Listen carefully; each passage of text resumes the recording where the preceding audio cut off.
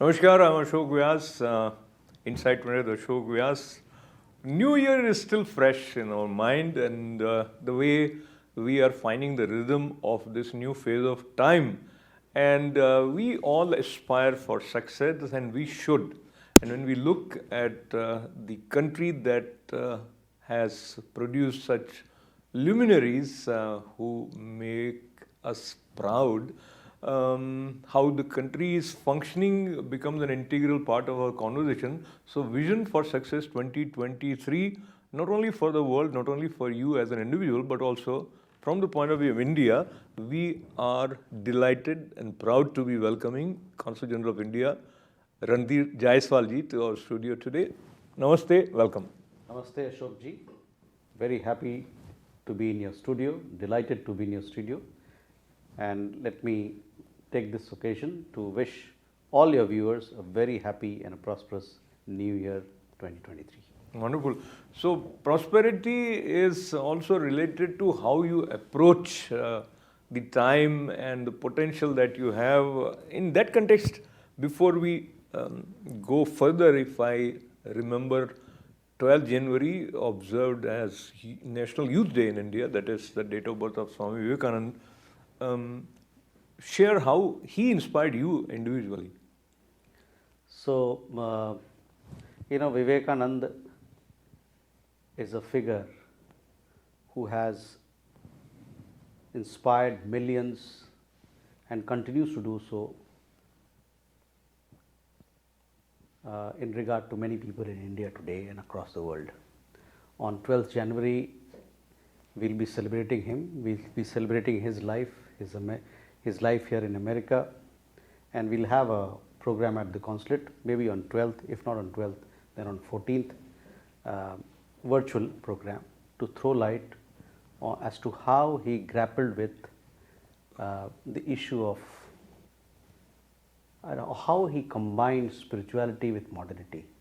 There are a lot of questions around that, and hopefully we'll try to bring out the deeper thought of Vivekananda as to how he combined modernity and spirituality. He had different understanding on these issues. To me, of course, Vivekananda was a tall leader. He brought the inner essence of India, of our philosophy, of our religion, and the way he brought that approach to America in 1893 opened a whole new way of looking at India in the Americans. So that way I think he's very, very special, and it's important that we remember him at a time, more so at a time when we are celebrating 75 years of our independence, Azadi Ka Amrit Mahotsav, where we remember, we salute and we pay tribute to all our nation builders. Wonderful. And he used to address his fellow sadhakas in the early days as Amritasya Putra, or that is the sons of immortality. So when we are observing Amrit Mahotsav, then also it becomes even more relevant, as you said. And he said, Randhirji, that each soul is potentially divine, and the goal of life is to manifest the divinity within. And this is a universal message because there is no differentiation. Each soul is potentially divine. So, taking Swami Vivekananda with our theme of vision for success, what way you define success for individual and for nation? I think success is something which is at times very subjective. For an individual, it can mean contentment, it can mean material progress, it can also mean as to how you engage your family, how you engage your society and community. And for the nation, of course, for a country like India, we would like to, for us, success is inclusive growth. If we can enhance more incomes for farmers, we can bring prosperity to our people in rural India. If we can bring more jobs to our people, if we can make our growth, and we are today the fastest growing major economy in the world, almost growing at 6 to 7%. We should, which is a big success in itself. but at the same time our commitment is that we want to make it inclusive so that the benefits of growth and development are distributed among one and all. Absolutely. And being having a sense of completeness, or rather having a sense of inner harmony, is also very much relevant as far as happiness of an individual is concerned, and that is also true for the nation. So if we look at the two aspects, one, that is digital economy is going on, so digital data is kind of governing how things happen across the globe.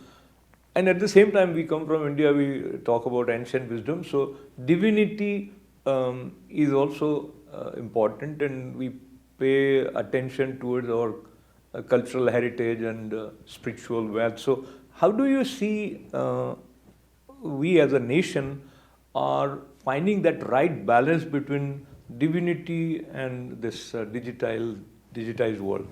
So, we are talking of two tracks here. One, of course, we are moving in the world of technology, we are moving fast. We want to leverage technology to bring the benefits of development to people. The unique thing about India's growth model today is that we are delivering at scale. Be it digital public goods, be it provision of, say, financial inclusion programs, be it building Jal Jeevan Mission clean water tap program, or Pradhan Mantri Ghar Awas Yojana. We are doing all these things at scale. If we have opened 440 million bank accounts today, it is helping us to deliver food rations, food grains to people. So, India's unique digital path, digital transformation, which I am sure many of your viewers will see more of it happening as we take on the presidency of the G20. This is our digital experience, is something that we want to bring to the global platform, so that our example, what we have achieved, can become a point for others around the world to take advantage of. So that is the material side of progress. At the same time, we derive a lot of solace from our culture, tradition and heritage. And at the same time, as we grow into the 21st century, we make material progress, it is our understanding that we will anchor that growth and that development in Indian thought and Indian vision and Indian wisdom. Therefore, you would have seen, for example, a few months back, the Prime Minister of India, Shri Narendra Modi ji, he inaugurated first of its kind Global Traditional Medicine Center of the World Health Organization in Jamnagar. So that is just one example to say that how India is trying to define its modernity and how India is trying to place this modernity in its traditional moorings and traditional culture. Absolutely, and in this context, I am also reminded recently Prime Minister Narendra Modi was at Ujjain and he inaugurated a wonderful way to learn about India's cultural glory with Mahakal Lok, and similar we have seen development of Kashi Vishwanath Mandir and the corridor that leads to the pious Ganga. So how do you see the significance of emphasis, focus and development of these places? Well, both these projects are very important projects. They have come out very well. People have appreciated a lot. It helps people to connect with their religion.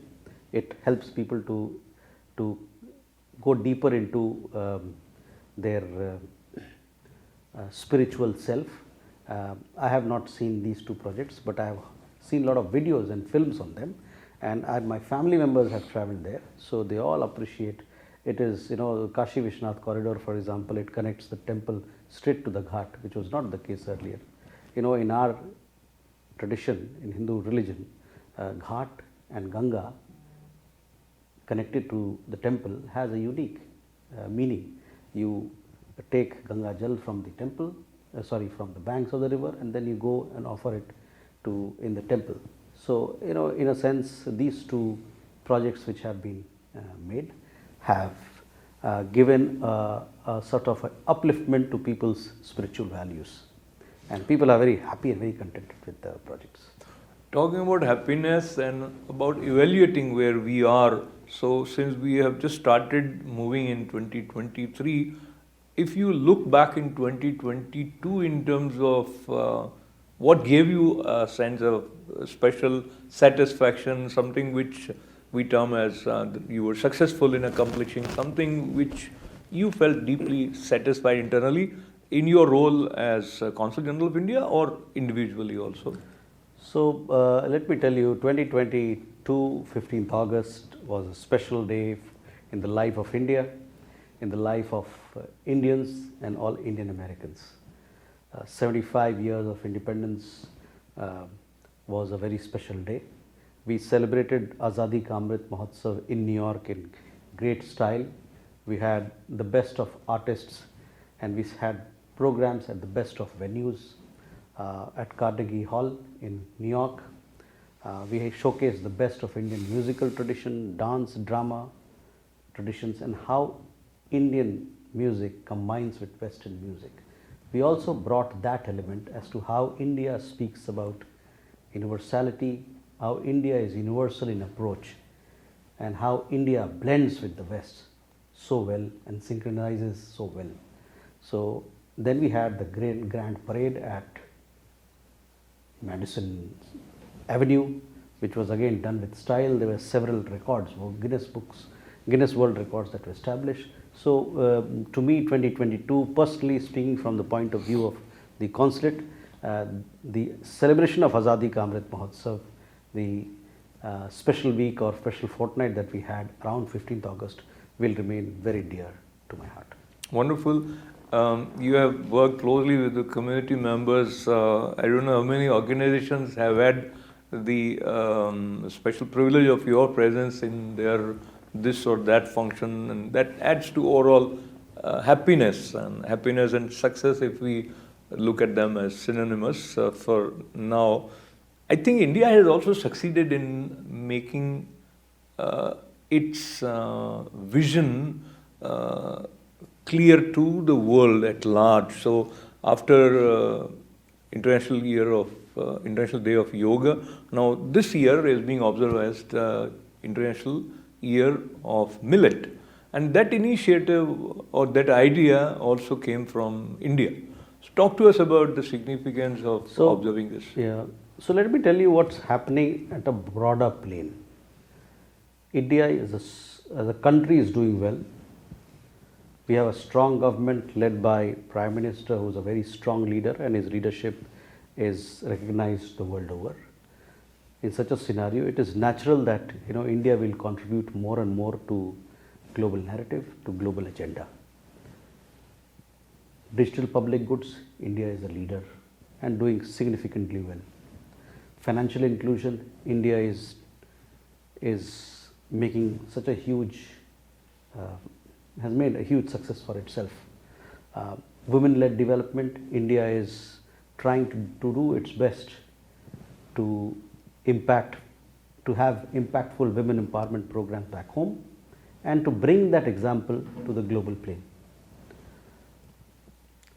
Then we talk of growth, economic growth. Look the kind of vibrancy that is there in India. Look at startup ecosystem in India. 80,000 plus startups today from nearly nothing that we had, say, 5 years, 10 years back. So all these things together is helping India to make its presence felt globally.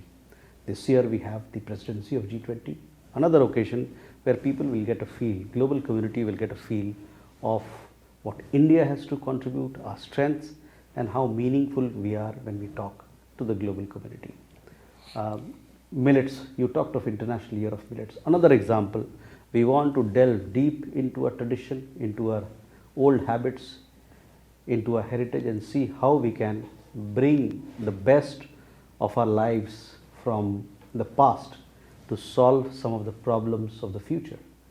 Millets is one example where we will be contributing towards climate change action, at the same time improving people's health. Millets, as you know, as viewers would know, it grows in very hardy conditions. It grows with very little water. it grows in diverse agroclimatic zones. So more millets we produce, it is better for us in terms of tackling the disease of obesity, in terms of providing more nutritious food, at the same time growing more food with less water and less input. So there's even on climate change, for example, the kind of things that are happening in India, all that contributes to global efforts. 50% of our energy needs by 2023 will come from renewable sources. India, a large country with a large population, it's a developing country, it has aspirations to grow, we want to grow, but at the same time we want to balance our growth with our environmental needs, and not just our environmental needs, but the environmental needs of the world. So I think that consciousness about respecting the environment, working as looking at the whole world as a family and coming to help when there is need, whether it is vaccination or some other area. And now as President of G20, it's definitely going to work in making India more visible to the world with the mindset that we have heard already from Prime Minister. How do you see NRIs would also have some role to play in various events that would be organized? For example, if some of our viewers want to be part of some of these events, is there any provision? So, NRIs are diaspora, we see them as part of a larger family worldwide. And our motto for G20 is one world, one family, and one future. So, obviously, in our presidency of G20, everybody has a role to play. Everybody can contribute in one way or the other. For example, Mission Life, which the Prime Minister recently launched. Mission Life is lifestyle for environment. We also, as part of our G20 presidency, we would like to bring Mission Life to the larger audience. And if in this Mission Life can only be successful, or Mission Life can only be successful, each and every member of the global community contributes to it. So it's one way in which people can contribute to our presidency in making success of Mission Life. And when you talk of Mission Life, you're talking of sustainability, you're talking of protecting the environment, changing our behavior, you're talking of clean development pathway, so on and so forth. And in many ways, our diaspora families are connected to India in many ways, some culturally, some emotionally, others through technology, others through economic means or in economic projects. So, there's so many ways that diaspora can contribute. The G20 also will have several verticals, several large number of meetings to be held across the length and breadth of India over a period of 1 year. There will be surely occasions where the diaspora can contribute. The diaspora input will be very important for several of our projects. At the same time, while talking of diaspora, let me remind your viewers that 8th, 9th and 10th, we have the Pravasi Bharati Divas in Indore 2023. We look forward to receiving you, welcoming you in the city of Indore. That is, we want to see how best we can strengthen our collaboration, connect with the diaspora, and create an environment in which they can prosper and they can also contribute to India's growth and development. And talking about prosperity, the foreign investment is also growing, I think, and the amount of money sent by NRIs was a record in 2022. So that is another way of expressing our love for the motherland, as they say, where your heart is, you put your money. So money is going back to India from many NRIs. But looking at the way in 2022, India projected itself, if I say, or made its position clear on different issues with the strong and yet polite statements of our Foreign Minister Jaiswal. So if I also add that India is showing a new template very clearly to the world, that you don't have to agree on everything. You could work with A country which may not be working well with B country, and you could have harmonious relationship with A and B based on keeping your interest in front. And if I also add that America seems to be also following that template with respect to India and Pakistan now that they say India is the strategic global partner, but at the same time they are also helping Pakistan in some way. Talk to us about your impressions about India's foreign policy or success in the diplomacy. See, foreign policy of any country is based on its core interests. As far as India is concerned, we are very clear that our national interests have to be our paramount, and we are engaged with the world at bilateral level, at plurilateral level, at multilateral level. We finished with our presidency of the UN Security Council, which was yet another occasion for us to emphasize to the world, highlight to the world, and get their support in making global action on counterterrorism, on terrorism as strong as ever. We also want to push for reformed multilateralism. This is another agenda which we want to push so that we can have more space for ourselves in global governance structures. So, coming back to the success and vision of success from the point of view of your office, looking at your role as Consul General, how do you kind of evaluate yourself in terms of success? So let me tell you, last year 2020-2022, we still were dealing with the pandemic. In the pandemic, to have rolled out all our consular services, to have kept our public engagement either physically or digitally or as it was possible itself, I think was a huge success for us. We celebrated Azadi Ka Amrit Mahotsav with a lot of fanfare and fervor, something that our community members here would remember. In fact, all the 10 states, governors of all the 10 states in our jurisdiction, from Maine, Vermont, Rhode Island, Massachusetts, Connecticut, New Jersey, New York, Pennsylvania, Ohio, all these 10 states, governors of these 10 states, they sent us wishes, proclamations, which was a matter of honor for us. Also during 2022, we continued with our consular services, with our peoples to people, dealing with our peoples to people issues very efficiently, very smoothly. We introduced new technology platforms. We introduced changes in our Pramit platform that we have, which was very well appreciated and helped people in securing their services. At the same time, we also introduced artificial intelligence based chatbot, which further enhanced our consular services, and we also launched a mobile app of the consulate, which has been deeply appreciated by the Indian American community. We also regularly hold open houses every fortnight where people come, and if they have matters to discuss, it can be discussed and their problem resolved. So all in all, on the consular side, on the community side, we had large number of festivals and functions around cultural themes, building on Azadi Ka Amrit Mahotsav, building on Ek Bharat Shresth Bharat. We had programs celebrating different languages of India. We had programs celebrating all the freedom fighters of India who were connected to the United States. So all these programs, I think, were a huge success. We also were able to contribute towards growth in economic relations between India and the United States.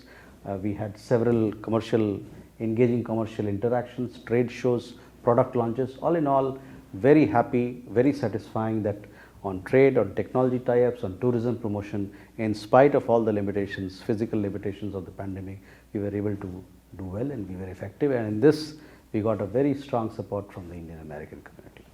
Indeed, I would also add that Indian American community as well as media has also been in full coordination and support. And I take this moment to compliment Randhir Jaiswal and probably Consul Generals who are here. We don't know how much they are engaged with different activities, organizing multiple events which are of different nature. It could be related to trade or culture, or so the computer or the brain of a Consul General is probably working overtime to be able to manage so many things. But also, if I slide back, there are minor or major issues which have lingering negative impact on the overall image. From that context, there is one video that goes around in the social media where probably one employee misbehaved with a client. You might have seen or might have not seen. But talking about your proactive approach in making sure that people get the kind of service which you aspire for them. So let me tell you, I've been telling this from all the platforms that I get. In all our outreach to our community members, our motto in the consulate as far as consular services and people's services are people's first. That is how we approach. Let me also yet again today take an opportunity to tell your viewers that the consulate is open 7 days a week. On even every Saturday and Sunday, we keep the office open to take care of emergency services, which invariably we get emergency calls for some visa or passport or any other related services.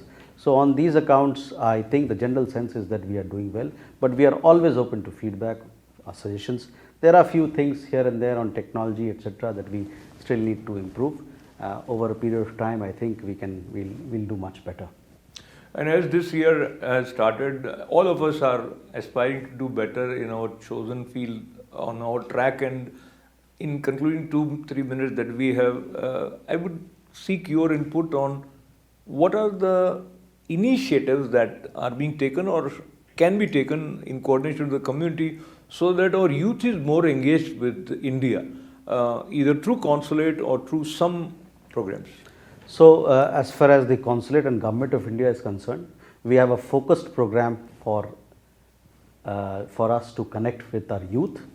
The Know India program, we have the 62nd and the 63rd edition to happen soon, and the 64th edition of Know India program also will be circulated. There is a very strong interest in the diaspora to participate.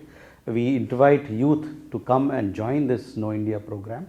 It is a 3 to 4 week program where a particular youth from here goes to India, and usually Know India program is done in collaboration with the state, one particular state which happens to be the partner state, and program is built around that. It has several components. It has the cultural component, has political component, has economic component, exposure to the industry, exposure to civil society, exposure to women empowerment projects, all the new things that are happening in India. It has been very well appreciated. We have a youth from New York who's participating in the 62nd or 63rd Know India program, which is presently underway. But we would like to take this opportunity to invite more and more young friends from our diaspora to participate in the Know India program that we have put in place for you. So that is something that is very special. Wonderful. We started with Swami Vivekananda. So about Swami Vivekananda, Kavi Guru Rabindranath Tagore, he said that if you want to know India, read Vivekananda. There is nothing, everything is positive about Vivekananda. So talking about the positive side of life, and very briefly, if I request you to share your mantra for success individually, what is that? So, I feel that if you do good, good will happen to you. I am a very strong believer in positive energy. If you generate positive energy in the morning, the whole day will be positive for you.